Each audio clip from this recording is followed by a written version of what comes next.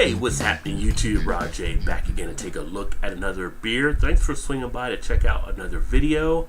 Getting late into the evening here, so I figured I'd take it a little easy. And I'm going to go with the Big Easy, the IPA from Abita Brewing Company out of Louisiana. So going down south with this one. As you can see on the bottle, described as big flavor and easy drinking. Two things I definitely like. 4.5 ABV, according to Untapped, 40 IBU. Have not had this one before, so Abita is usually a hit or miss for me. I find they have some good beers that'll stand out a little bit more than others. So hopefully this one pans out pretty well. Go ahead and get it open and get it into a glass, and let's take a look at the Big Easy. Well, first look at the Big Easy. It actually doesn't look too bad. It does have somewhat of a haze on it. When you get it to the light, wow, that carbonation really streams up the glass towards that head that is pretty much white. If anything, barely off-white. Out of the light, you have a little bit of that haze. And trying to see, I think you can see some of that bubble action right there taking place. Hoping the camera zooms in a little bit, but lots of lively carbonation. Looks decent enough. Like I said, somewhat pretty good clarity, just a slight bit of that haze.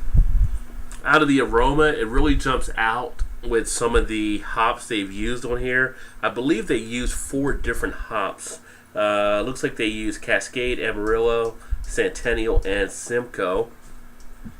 You really get some of that pine dankness coming out of the glass. You do get hit with those citrus notes, which you would expect to have here on a IPA like this. Now, it is considered to be a session IPA at the 4.5 ABV, so should be able to throw back a few of these and not have too many worries. Kind of getting some notes of orange in there. Maybe like a little bit of a tangerine. Something along those lines. Get some lemon peels out of there.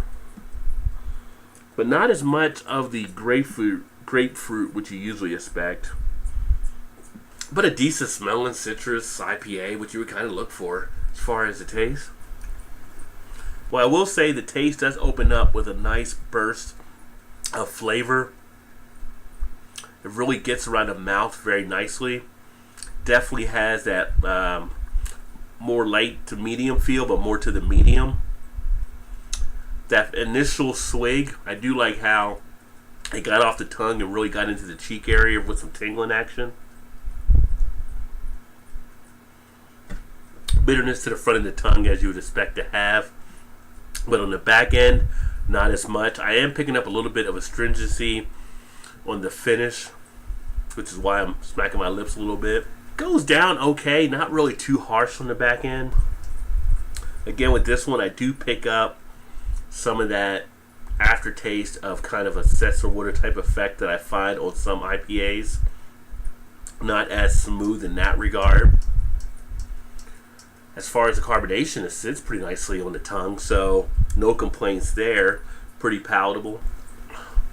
Texture isn't overly watery, which I find that with some of the session IPAs, so it does have a nice solid texture in that regard. But on the back end, it doesn't really hold that crisp, refreshing break that I found on some of the other session IPAs. It kind of is just, and I wish that was a little more shored up. But it's not really totally knocking me back. On that flavor, when you taste it, you get some of the lemon peel as well, and off the hops. It's somewhat easy to drink. I wouldn't say it's as smooth as some of the other session IPAs I've had out there, but it can go down. They mentioned here that it's good for long, hot days, steamy nights, parades, or a day at the river with friends. Get to see some of the lacing actually bring it down in the glass, so well put together in that regard for the appearance. And as far as the color, I didn't mention, but does have that straw yellow kind of color. But all in all, it's not a bad beer, but not one that's going to be kind of a memorable one either. Duration of the finish, it's actually pretty good on the finish. As far as you're probably about an average to long finish. You can drink this and let it sit there for a little bit and still keep the flavors in the mouth.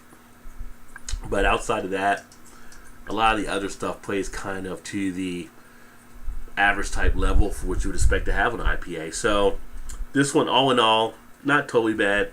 Does have some good drinkability with it. For me to actually rate this one out, I'm going to actually come in with a rating here of I'm just going to give this one a 3 out of 5. A good drinkability at the 3 level, but it's not something I would hunt down. If I had this at the bar, I'd be okay with it. Would I go out and get this again? Not totally sure I would, because there's so many other ones that are out there.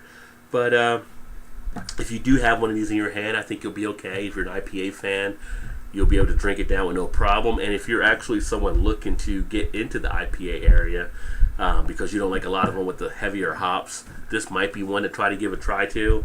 You will get hit with that initial bitterness, but if you can make it through there, you might start to develop an appreciation for IPA. So there you have the Big Easy IPA. Somewhat easy to drink with the good drinkability with it, but I'm not going to write any letters home off of that one. But thanks for swinging by to check out another video. Appreciate you taking some time here. Look forward to catching you on the next one. Hopefully you like what you saw there. As always, please remember to like, comment, subscribe, share, anything along those lines. And I definitely look forward to catching you on the next video. Keep drinking good craft beers. Cheers.